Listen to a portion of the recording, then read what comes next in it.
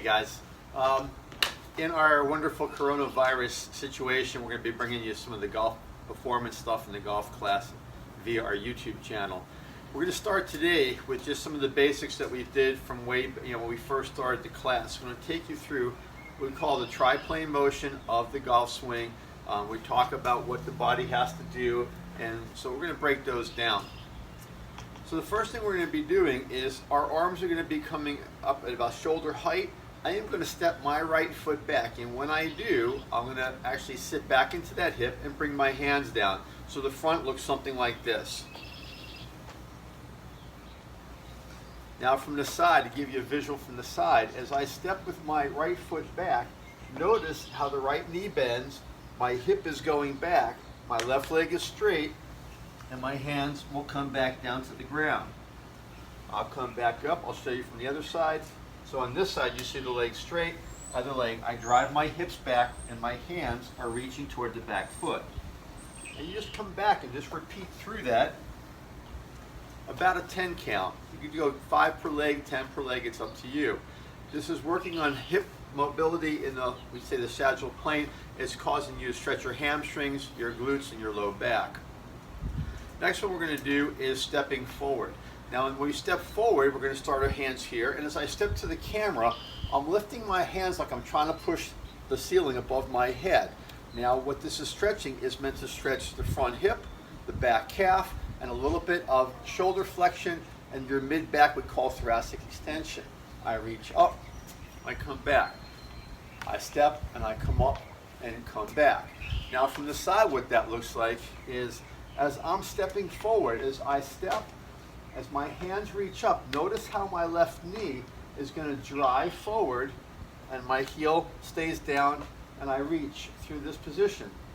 The stretch should be felt here and in the calf, but never in the low back. Sometimes I'll see people, they'll get here and they're doing this. That's coming through my back. You don't want that. So through this position. So again, we get into a rhythm of stepping through and getting nice extension, a stretch and extension. All right, now we're going to come out of this forward and back plane into what's called a lateral or a frontal plane. We're going to hit arms above the head. Now in this position, what's real important is that my head stays in between my arms, and as I step over to my left, I'm going to laterally bend to my right. I just sit into this hip and I come. Now notice when I do that, I let my head come toward my ear. I just drop it down and come back out. What's important on this is imagining I'm between two walls and I don't want to twist out of that. So I'm between these two walls, I'm just sitting into my hip and staying in that position, okay? Then of course I would come back and I can just move back and forth. And again, about 10 per side. We're going to stay in this lateral plane, but instead of attacking the medial hip, like we're doing here with the lateral flexion, we're going to attack the lateral hip. And how we do that is, again, hands are high, but I'm going to step my foot across. And now, again, like we did on the other one, I'm just going to side bend. I come back out, I step across, and I side bend. So now I'm getting at the lateral aspect of the hip for mobility. And again, I say keep these at about a 10 count, 10 each side, so let's just say 20 count, 10 per side, something like that's more than enough. All right, now we're going to start moving into rotation, and we're going to do it in a couple different manners. First thing we're going to actually do is take our right foot and we're going to step back. So imagine if I'm standing in the center of a clock. I've got 3 o'clock, I have 9 o'clock, and I've got 4 o'clock and 7 o'clock. I'm going to take my right foot and I'm going to step toward that 4 o'clock position. And as I do, again, my weight shifts over. When my weight shifts over, if you notice, my reference foot is still pointed at the camera. I drive in here and I come back out. This foot's now going to go to the 7 o'clock. I step in here and I drive back. We call that a rotational lunge. Now we're going to add rotational arms. So if my arms are here at shoulder height, I'm going to step as my foot hits here. My arms are going to go around my body and my eyes will follow my hands on this particular one.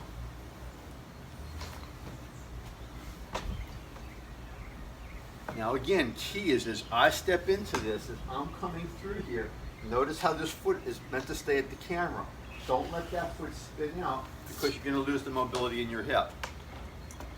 Okay, the purpose of that is this is called externally rotating of the hip.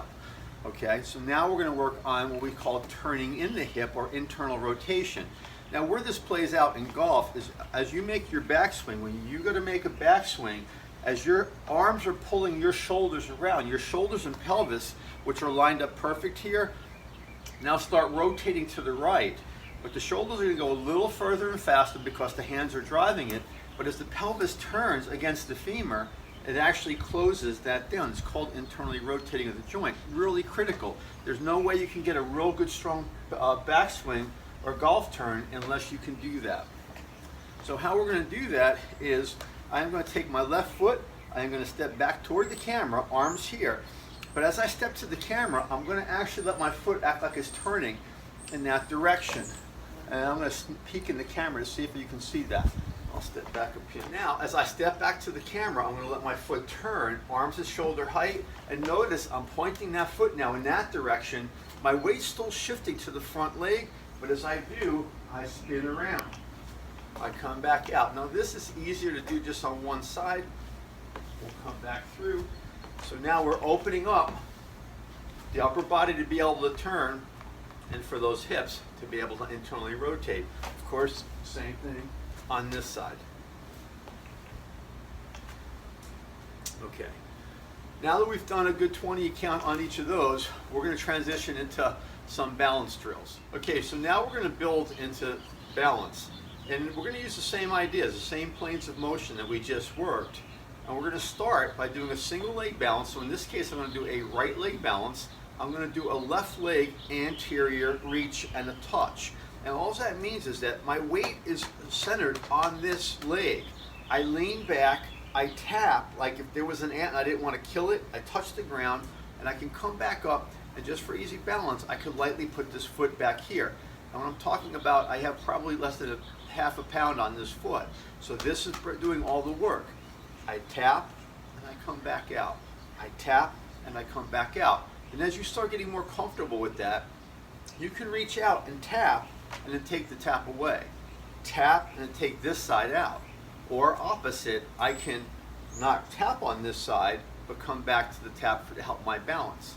Then the ultimate goal as you build up over weeks, or if you can do this right on day one, is I reach and I come up. I reach and I come up. And I'm just reaching that leg back and forth, okay?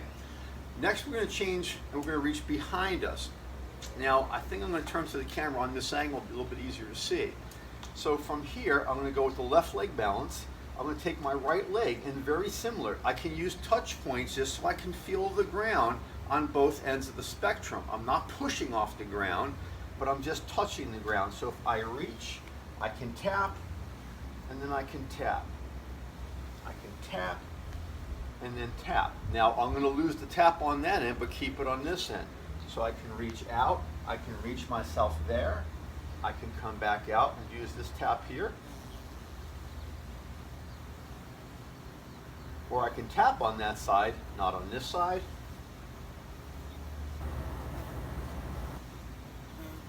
And of course, the ultimate goal is to be able to take ourselves where we're going to reach, come back up. Whoop. Try that one more time. Reach, back up, reach, back up. And of course, continuing on for our count. So I encourage you, try the different, try the tap on both ends. If it feels easy, remove one or the other, then eventually your goal is to remove them both. And again, 10, 15, 20 per side. If you want to do 2 times 10 per side, do it. If you only get 6 or 7 and you're out of balance, fine. Switch legs and just keep building up on that. Next we're going to change into the lateral plane. In the lateral plane, there's 2 positions. We're going to start with one today and we'll build up. And the rotational plane, which we mobilize, we'll build into that next week. On this one, all I'm going to do is keep my weight centered over my right leg, and again, I tap and I tap. I reach and I come back. Reach and I come back. Now we'll lose the reach on that end. Come back to this end. Here, I'm floating. Now opposite, I'll tap here, I'll lift it, tap here, and then the ultimate goal is I am back and forth. So work through those, find where you are. Everybody's thresholds are going to be different. If I have the ability to do this without tapping, and I keep tapping, I won't really get better. But if I don't have the ability to do it correctly, and I'm all over the place, I won't get better. So figure out where it challenges you to get there and get back. Notice my right hip is doing all the work. There's absolutely no push off. There's never this. It's this and back. Okay, we're going to do some rotational drills. Now, in the class we use medicine balls, but if you're at home, if you don't have a medicine ball, if you have a basketball or soccer ball, it will give you something to hold. Obviously there's not much weight to that. But you also could just hold a dumbbell by the heads if you happen to have a dumbbell. So you can grab onto it this way. Okay, so now we know that rotational core strength in the human body is generally built when the shoulders and pelvis are rotating in the same direction but at different speeds.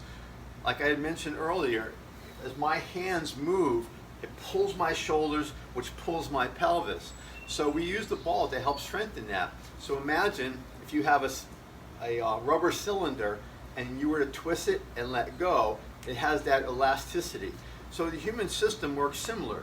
So when I take this to help create rotational strength, I take the ball, we're going to start with circles.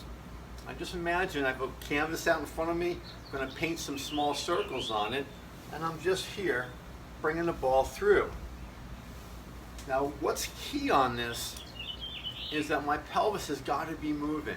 So if you'll notice, as I take the ball around, notice as I take this ball here, if I got rid of the ball and if I were to kind of take a picture, it looks like almost like I'm in a golf swing or any kind of a swinging position.